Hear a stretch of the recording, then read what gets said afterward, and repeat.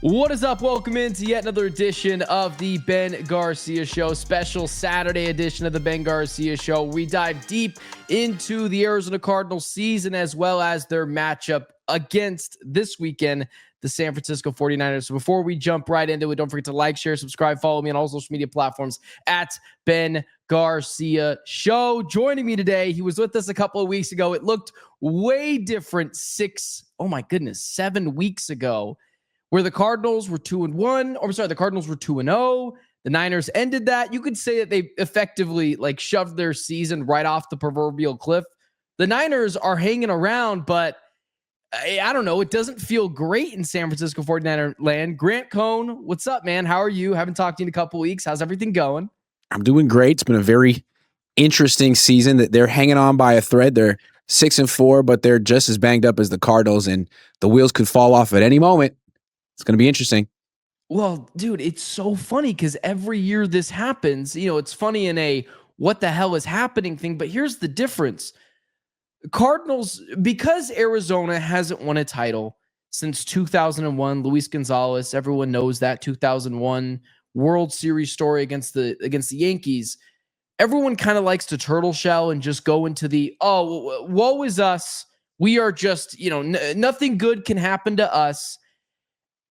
Everyone's getting injured. Marvin Harrison Jr. had appendicitis surgery this past weekend. Why is it the San Francisco 49ers, I think, are actually more beaten up, are having next to no issues still being viable and competitive, and a team that's still over 500, while the Cardinals are circling down the drain, just got, belt to ass the other day against the Seattle Seahawks? In your opinion, what the hell is the difference between these two teams? Is it just coaching or quarterback play or both? I think quarterback play is a big one. I mean, Purdy goes down, Kyler goes down. I think Jacoby's done well, but Mac Jones was playing like a top 10 quarterback. I mean, he really carried the Niners. But at the same time, yeah, the Niners are 6-4, but they started the season 3-0, which means they're 3-4 over the last 7 games. Like, they win one, they lose one, they win one, they lose one. They lost last week. We expect them to win this week. They're bringing back Brock and Ricky Pearsall, and I think that's going to be like the shot in the arm where they feel like they're going to be better, but they can't stop anyone. They're going to make Jacoby Brissett look really good, even though he's throwing to practice squad players. The Niners are super vulnerable. Their defense is awful, and they know it, and they still chose to do nothing at the trade deadline, which kind of shows that this team isn't, as competitive as the Rams or the Seahawks. I mean, they did well the first half of the season, but the front office was like, we're not impressed. Sorry, it's not our year. And I think that the team played like that last week. So how much of it is Kyle Shanahan? I know, you and Kyle have bonked heads in the past, but there's something to be said about his play calling, his ability to, scheme up a game plan. Obviously, he's good at the X's and O's stuff. How much of the GMing is John Lynch and how much of it is actually Kyle Shanahan? I'm not sure. The drafting as well. It feels like this past weekend was a separation of, you've got 3 potential A+ or A head coaches in Kyle, Mike McDonald, and Sean McVay. And I do think Jonathan Gannon's a solid head coach, but does that mean he's a B-? And if that's the case, how wide is the Grand Canyon, or how big is the Grand Canyon compared to these two teams in coaching? And can the Cardinals, how much longer can they do that? Well, think about it this way: from Kyle's a good coach, but he has the most. I think he has more power than just about any other coach in the league. McVay is he's a better coach than Kyle. He's won a championship, but he didn't hire the GM on the Rams. Les Snead was there before Sean McVay, and he hired Sean McVay. The Seahawks have a strong general manager who hired their head coach. The Niners have John Lynch, who defers to Kyle, who defers to Parag Marathe, who's the money guy, has been here for 25 years. So if the Niners miss the playoffs and they scapegoat someone, I think it'll be John Lynch. But it doesn't necessarily mean that the drafting or the extensions will all of a sudden get better, because I think it's pretty much been Kyle's team since he got here in 2017. Now, I don't think the Cardinals are anything like that. I mean, the only other team that was really like that was the Patriots with Bill Belichick, and that blew up in their face. I mean, even Andy Reid doesn't have that kind of power. Between a couple of weeks ago, well, not a couple weeks, 6-7 weeks ago now, Kyler Murray and Brock Purdy, the dialogue between them two, like you and I even argued about it, bickered about it very briefly. And now it feels like both guys are being soft benched. Is that the case for Brock Purdy? And then we'll get into like could both guys potentially be out of the NFC West after this year? You know, it felt like Brock Purdy was getting soft benched for a while because, I mean, it looked in practice like he's healthy enough. And if he's 90% healthy, like franchise quarterbacks are supposed to play.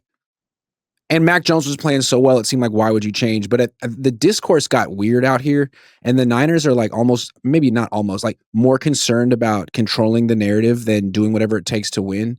And so I think they got sensitive to the fact that, yeah, Mac's good and we deserve credit for Mac, but don't all of a sudden say that we were stupid to pay Brock Purdy. And I think that's why he may not be, I think that's why he's going to play in this game. I think the soft benching is over. I think Brock's going to play this week. I think Brock's going to play. I could be wrong. We'll see what happens, but I think Brock's going to play. I think Ricky's going to play. I think the Niners look at this as like a good way to bring him back because they're probably going to win. I mean, the arrogance is off the charts with the 49ers, but they're probably going to win this week. They lost last week with Mac, even though he was outstanding. And I think they're not only are they going to play Brock, but they're going to try to run up the score. They're going to call deep shots because that way they can turn to, content creators and fans and be like, see, we were smart to pay Brock Purdy. That's what I think this week's all about. Really? You think? So I actually think, and this is like, I'm very real when it comes to this team. I'm not like, and again, I'm with you in the same boat. I'm kind of out of the rooting interest thing. I'm more interested in opinions and looking ahead and projecting where I think this team could be. But like, if I had a real rooting interest, there's no reason for the Cardinals to win this game this weekend. They've got an incredibly difficult schedule. They still haven't played the Rams yet. The Niners this weekend actually feels like a walking W, not because it's not going to be, what is it? Levi Stadium, Arizona this weekend. It'll be 80%, 49ers fans. But because the Niners don't have what the Seattle Seahawks have to completely disrupt the Arizona Cardinals offensively, which is Jonah Williams is terrible, Isaiah Adams or Evan Brown or Will Hernandez, who's going to be playing the guard spot. They're all terrible. But there's no Nick Bosa. The Niners have struggled with injuries up front. You still think that this could be a game that the Niners could run away from for the Cardinals? Oh, yeah, absolutely. I mean, they're going to try to make that statement for their own sanity that Brock Purdy's this special quarterback. And when he comes back, I mean, Kittle said it after the game. There was this incredible cope. They lost to the Rams. They gave up 42 points. They looked awful right after not doing anything at the deadline. And Kittle's like, oh no, we're still Super Bowl contenders. Like once we get Brock and Ricky back, we're going to be scoring like 40 points a game. So they need to show that they can do that. And, they'll have Kittle, they'll have McCaffrey. They just can't really run the ball. McCaffrey's a wide receiver at this point in his career playing running back. Kittle's still good. We'll see what Ricky can do. But, I would expect the Niners to try to open it up and like make a big statement with a lot of points. It may backfire. I mean, I don't even know if I know Brock Purdy's not 100% healthy. They say he's not 100% healthy and he doesn't look 100% healthy, but he's going to play. See what happens. Ricky's good. Ricky will make him look better. Well, how come they didn't stick him on IR then? Because he's been out for a while now in terms of Brock Purdy. Because of the narrative. Is that really all it is? Because of the narrative. Because it looks bad. That would have been my answer, but that looks bad. That's terrible. Why would you? Because we were over here like, did anyone get criticized for the Brock Purdy injury? No, because one, we didn't know what the timeline was, and two, Mac was playing well. If they had put Brock on IR and Mac struggled, I mean, it would just be criticism city. And they avoided it for now. But if they bring Brock back in this game and he re-injures the toe again and they lose to the Cardinals again, I mean, once they're in big trouble, man. That's why I think it's stupid to play Brock Purdy in this game. If you play Mac, you could say, Brock was hurt. We wanted him to play. He couldn't. And if we lose, hey, say La Vie is our backup quarterback. You lose with Brock. Yeah. That could be the difference between making the playoffs and not making the playoffs. And that decision costs you again after the Jaguars debacle. Damn, dude. I mean, they're not going to fire Kyle Shanahan, but you're like playing with fire with that one. I wouldn't do it. That's interesting. Okay, so going over to the Kyler, he's not even soft bench anymore. They firmly sat his ass down on the bench and said, we're done here. They've got an injury clause. Like, you don't know how much. I don't know if you saw this, man, but after Jacoby Brissett played really well again in the first half of the Cowboys game. Now, I say again because people say, oh, it's the Dallas Cowboys. Okay, we looked really good against the Packers and the Colts as well.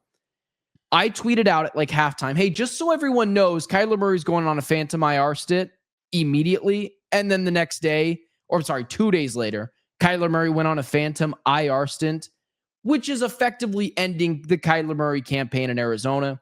And, you know, I've gotten called all the things. Oh, you never wanted him to work. Yeah, no. I wanted the team to be irrelevant and be in terrible quarterback disarray so that I can sit here making content like a jackass for the 50 people that care. Like, that's what I wanted to do with my time. It's seriously, it's so crazy. I've got people in my comment section. You never liked Kyler. Oh, yeah, you're right. You know what I want to do? Start perennial backup quarterback Jacoby Brissett, who I've got a decade worth of data says he's not a great starting quarterback. Good spot starter, good backup guy. Love him for that. But he'll drive views. He'll drive views. Yeah. Hey, guess what? Views not been going up since then because we live in a performance-based market in Arizona where people show up if the team is good. You're not a fan. It's one of the reasons why I like you. You don't have a rooting interest. If the team plays well, you're going to make more money. There's going to be more views like anywhere. However, you're around the 49ers, fan base and the media who might have some sort of a rooting interest. What are they rooting for? Are they rooting for Kyler Murray to stay? Or are they like, get that guy out of the division because we hate dealing with that guy? I think Niners privately would like Kyler to leave. Because, Kyler has all of his flaws. It doesn't look like he really likes football, which is a problem. He seems like an awful leader, and he has the mentality of a baseball player. When I see him on the bench, it looks like he's on the dugout thinking about his last at bat. Like, you need to talk to someone. Anyway, he always gives the Niners fits because the Niners can't contain mobile quarterbacks, never have, never will. He's the quickest one in the division.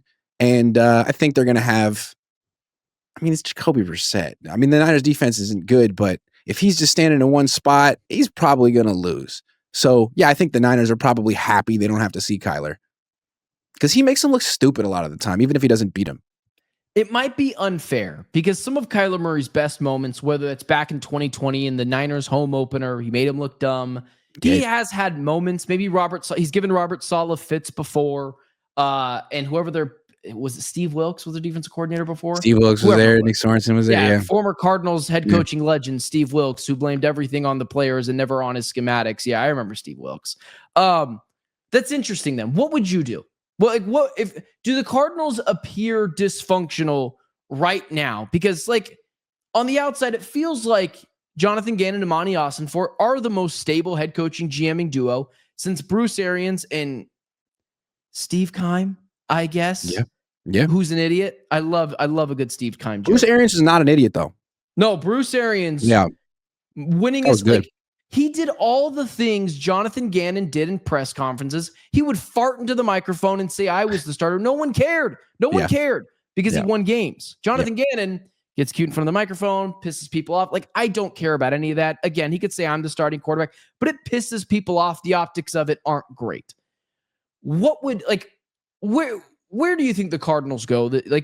Where would you say 49ers fans and that fan base and people in the division are like, I just hope they don't do this. If it is, they're happy with Kyler leaving. What do you think best case scenario is at this point? I think it'd be so interesting. Niner fans they can be so smug sometimes. And Mac's been so good. And a lot of Niner fans are like, cool, we might get a nice pick for Mac. We don't need him anymore. Brock's so great. Okay, cool. Trade him to Arizona. If you really think that Mac's not that important and Brock's so great, trade him inside your own division so you could have Sam in Seattle, who you had and didn't want and is now outplaying Brock, and then send Mac over to Arizona. Mac throwing to Marvin Harrison Jr. might be kind of nice. Mac's a good quarterback. I don't know that that'll happen, but I think that the Cardinals, you can see it. There is something wrong with that team once Larry Fitzgerald retired. Larry Fitzgerald was like the standard Hall of Famer. And I think he would bring out a level of not just professionalism, but the organization seemed competent when he was with it. And maybe that was Bruce Arians too, but he was the common denominator. Then he retires and Now it's Kyler's team. And that team just always seemed disengaged. Something wrong with that freaking team. And it's like, I don't know if you can have a guy who doesn't really love football as the leader of the franchise. And maybe I'm wrong to say that. He just doesn't seem like he loves football. So now if he's gone, when he leaves, all of a sudden the Cardinals seem like they're playing harder again. They're rallying around their quarterback who isn't great, but at least he's passionate about the sport. Excuse me. I think all of a sudden it gives credence to the idea that maybe Jonathan Gannon and Austin Fort deserve another chance with another quarterback that they picked. I don't know who it'll be, but they didn't pick Kyler. And I wonder where Kyler's going to end up if he's looked at as like a little bit of a coach killer or an anti-leader. Do you know where it actually is really interesting where Kyler Murray could go? But oh my God, I hope it never happens. Tell me. The San Francisco 49ers. How would that work? I think under Kyle Shanahan, finally having a quarterback that is like, there is no issues with Kyler Murray's accuracy. There is issues with, I believe, his leadership, his toughness, willing to make throws while getting laid out in the pocket. Like all those things I think are issues. But I think finally having a quarterback that is actually mobile enough will make the offensive line appear a little bit better. The Niners have been neglecting the offensive line and just having Trent Williams there for years. I think having someone who can be pinpoint accurate and move around in the pocket a little bit, kind of similar with a big arm. Kyler's got a good arm. I think it was everything they wanted in Trey Lance, and it didn't work out because Trey Lance just sucked at football. And so I think that would be interesting if the Cardinals just cut him outright. Yep. And then, of course, the Rams, because Sean McVay turns everything into gold. And then the Seattle Seahawks have Sam Darnold. They wouldn't touch Kyler Murray with a 20-foot pole. No, but let's go back to the Niners for a second. Like, let's say they want to trade Mac Jones to avoid a quote-unquote quarterback controversy. Plus, his value might be kind of high this offseason. Maybe they get a second, third-round pick for him, and they want to bring in another first-round pick who didn't work out for any reason, like whatever reason, just like Mac and Sam Darnold. Could be Kyler, and you could argue that he's a similar style quarterback as Brock Purdy, and he could do a lot of the things that Brock does. It's interesting. I wonder if they wouldn't offer him much money. Like Brock is, he's not getting. I have a theory though about Kyler. I don't think he's going to want to be a backup quarterback. I think he'd rather go play minor league baseball than be a backup quarterback. I wouldn't be surprised if he's out of the league soonish. He'll get another shot somewhere. Yeah. But I went from believing, oh my God, the comments are going to be flooded with this. I went from believing Kyler Murray was an absolute genius prospect, elite level talent quarterback to, I don't know if he can work in the NFL consistently because he's too short. I don't know if you saw Tua Tagovailoa comments where he just came out and said, yeah, I just can't see over the line sometimes. Brock said that. Brock said that as well? Brock said that this offseason before he got paid. He was on a Christian podcast. It was very much like a faith and football podcast. And he was like, yeah, me and Brian Greasy talk about it. Like 60% of the time you can see where you're throwing, but the other 40% of the time you're kind of just throwing on faith and trust and anticipation and God and Jesus. It's like, damn, dude. Hey, at least it's working for you, or it was. Jesus, take the wheel, man. I live by that motto. It's crazy. Okay, it's two guys, Brock and Tua, who are both taller than Kyler, by the way, have both admitted, kind of hard to see over the line. When they said that, the floodgates kind of became open to me. And I was like, if you have a quarterback in Kyler whose toughness is oftentimes questioned, because I don't think he would have given up 2 fumbles against the Seattle Seahawks this past weekend. That's the one thing where Kyler Murray's fans say, like, that would have never happened. They're right. Because Kyler Murray would have hit the floor well before either of those guys got in the backfield. True. Jacoby doesn't do that. It's one of the things that's been a breath of fresh air. He's been getting rocked in the pocket, been fighting guys over the middle. And I'm like, holy cow. I just don't think Kyler Murray likes to get hit.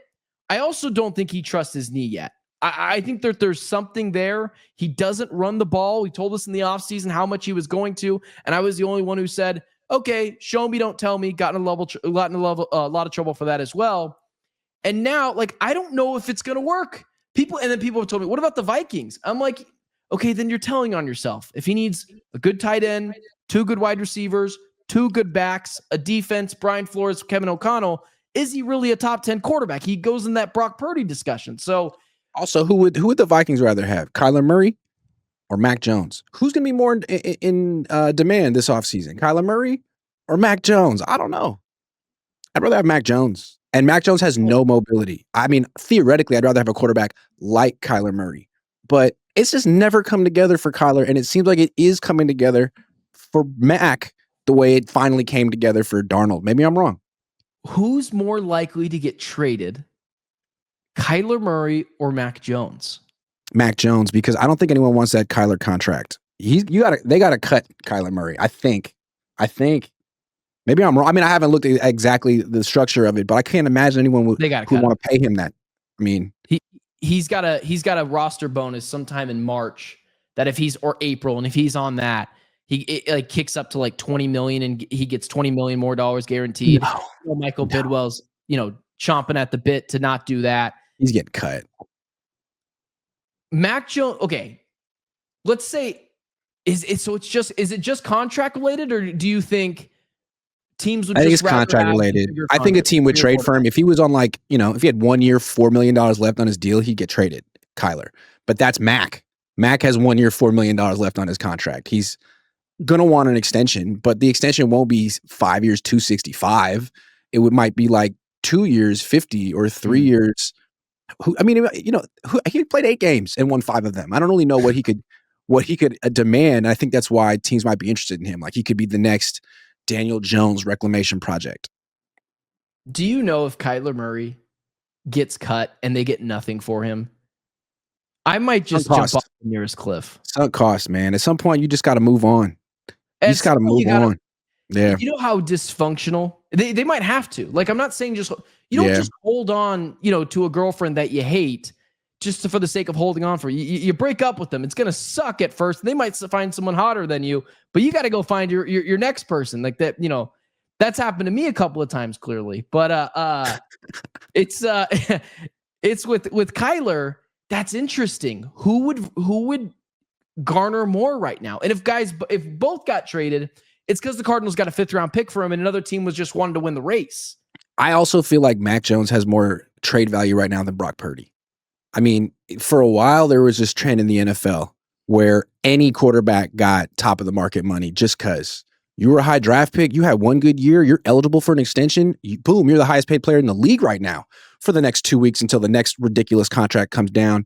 And I feel like now that Baker has had success on this middle ground contract, Sam Darnold, Daniel Jones, teams are like, you know what? I don't want to have the next Tua Tagovailoa contract. I mean, Trevor Lawrence, are the Jaguars happy about that? Would they like to get out of that right now? I mean, I think other than really Lamar, Josh Allen, and Patrick Mahomes, even the Bengals might be wondering. I don't even know if we, I don't know if we can build it with this guy making all this money. So I feel like teams are re-examining. Do we really want to spend 20% of our salary cap on one player? Probably not. My hottest take is that I think I'll wait till the summertime to really bring this one out. My hottest take is Joe Burrow's injured again. The Bengals are a very cheap organization. Joe Burrow, I think, is just sick and tired of that organization as a whole. I think there's a chance the Arizona Cardinals, trying to save their job, Monty Ossenfort, Jonathan Gannon, throw a 3 first-round, 4 first-round Godfather offer at the Bengals and say, we'll take those troubles, and Lord knows if it works out for him, because injuries are a thing. Kyler. What was that? And you can have Kyler, number 1 pick for number 1 pick. Grant Cohn wears a lot of different hats. Hopefully we'll catch up with him later on in the year. But with that being said, guys, don't forget to like, share, subscribe, follow me on all social media platforms at Ben Garcia Show. Grant, thanks for being here, man. Hope to talk soon. Absolutely.